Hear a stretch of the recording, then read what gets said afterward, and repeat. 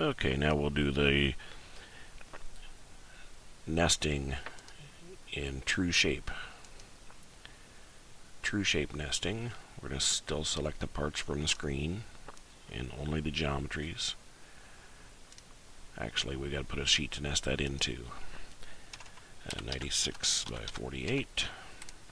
We'll move that part outside the sheet.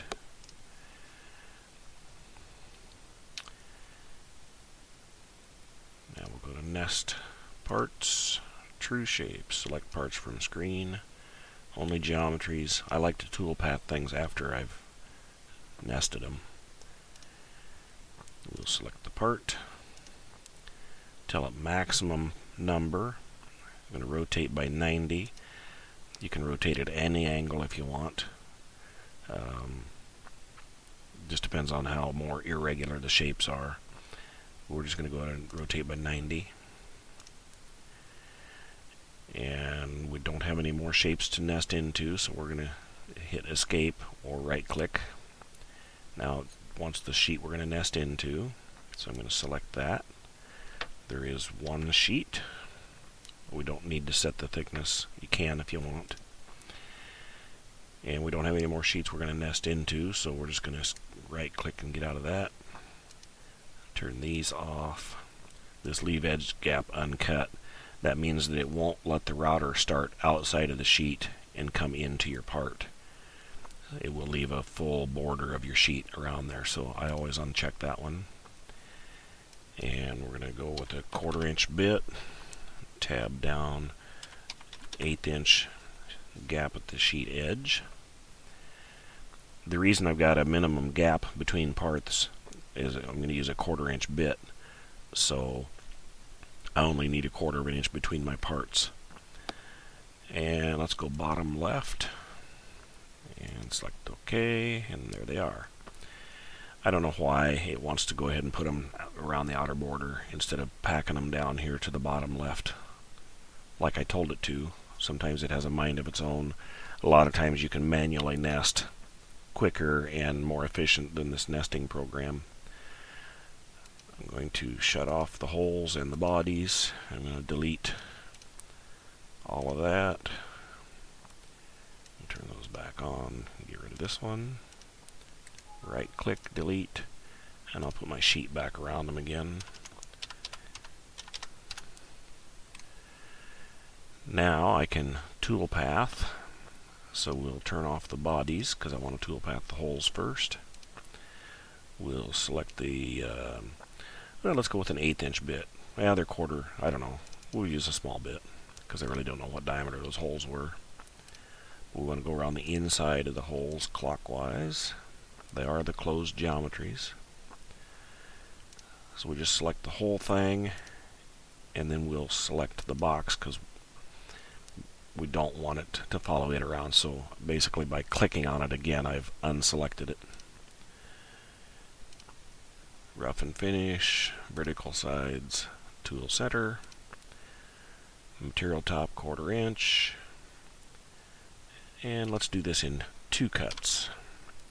Because it's an 1/8 inch bit and it's 1/4 inch thick, I don't want to crowd my bit too much. And we'll drop it down about 40 inches a minute. Again, we'll just go around everything, and then we'll just click on that again to unselect it. Right click to pick it, and there's all of our holes. I did turn white, so the router bit's going clear against them. And let's turn the holes off, turn the bodies on, shut our toolpaths off. We can keep turning these off and on as we want. I usually just get rid of everything when I'm ready to start my next toolpath. We'll go with that 1/4 inch bit.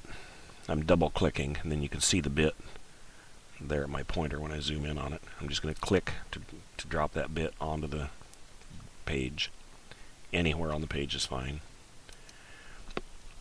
And we're going to go vertical, selected,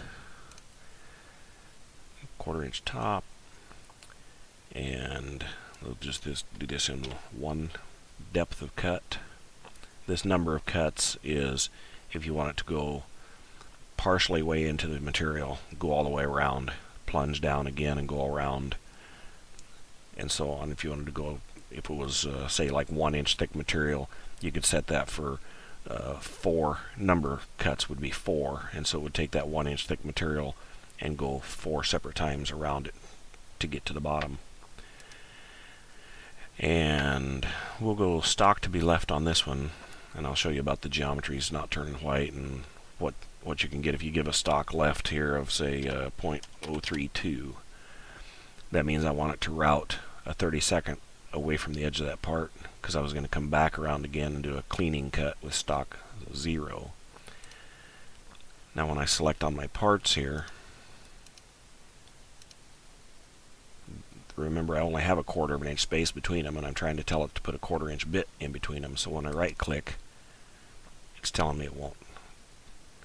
What is it telling me there? It's telling me it went onto the center of the line, and I know that's not correct. Let's undo that.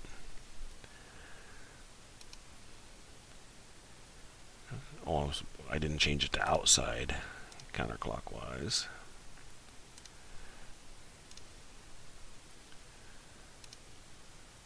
Outside counterclockwise.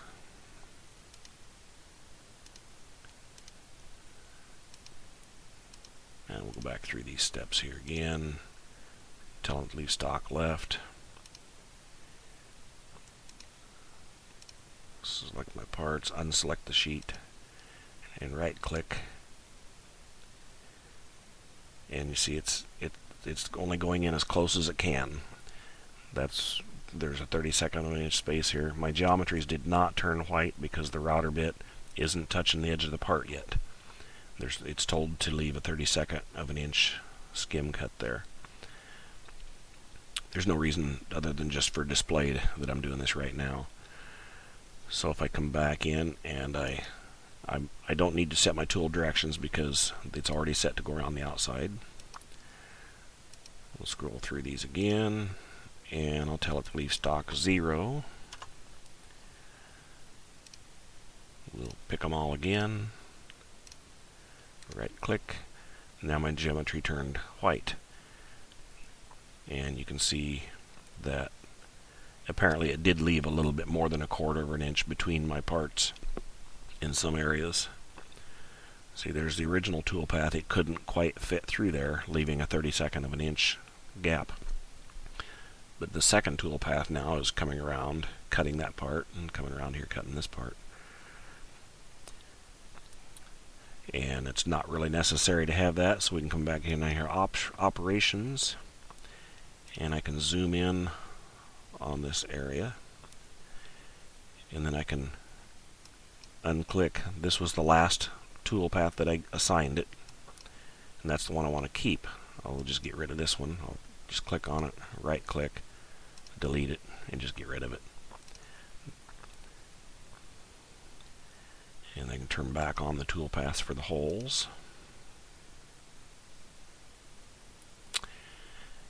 And I don't know what else to show. We'll just go through the simulation real quick here. 1/4 inch material, right click, solid simulation, give it a little 3D for fun. Oh, let's see, we was going to make cut those holes in 2 passes.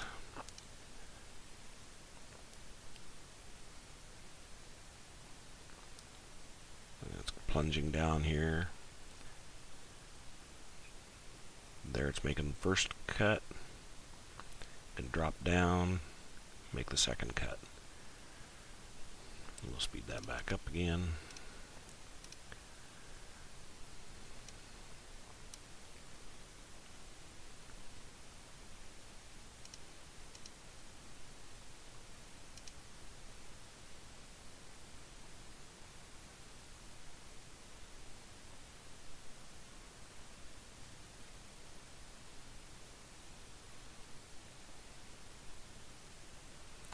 If I zoom way in on this, it speeds it up. For some reason, the more you zoom in, the faster the thing will run through its process.